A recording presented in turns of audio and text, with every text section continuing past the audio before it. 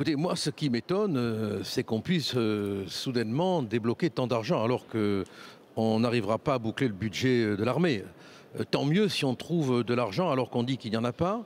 Ce qui me surprend quand même, et je suis étonné que les commentateurs ne l'aient pas signalé, c'est que M. Valls, Premier ministre, ancien ministre de l'Intérieur, nous dit qu'il y a 3000 personnes à surveiller.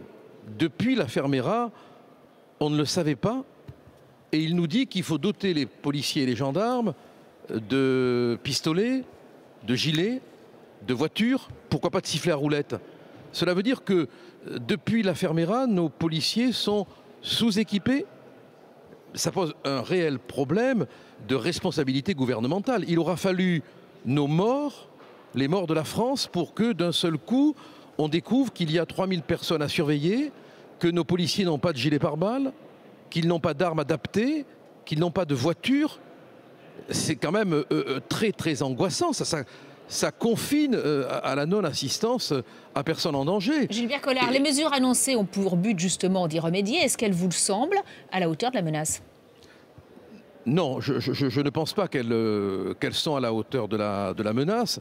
Je pense qu'elles viennent faire de la psychologie pour réconforter les populations angoissées. Ce sont des mesures qui seront inefficaces parce qu'on ne touche pas au fond, au tréfonds de ce radicalisme, de cet intégrisme, le communautarisme, Schengen, l'immigration qu'on n'arrive pas à assimiler et qui va continuer à déferler.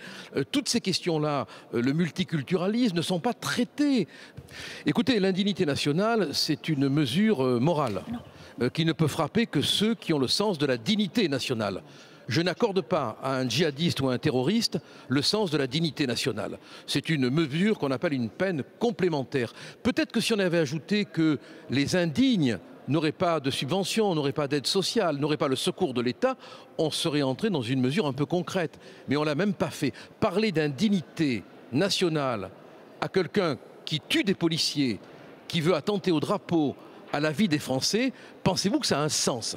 Est-ce que ces gens-là ont le sens de la dignité nationale au point de s'offusquer si on la leur enlève?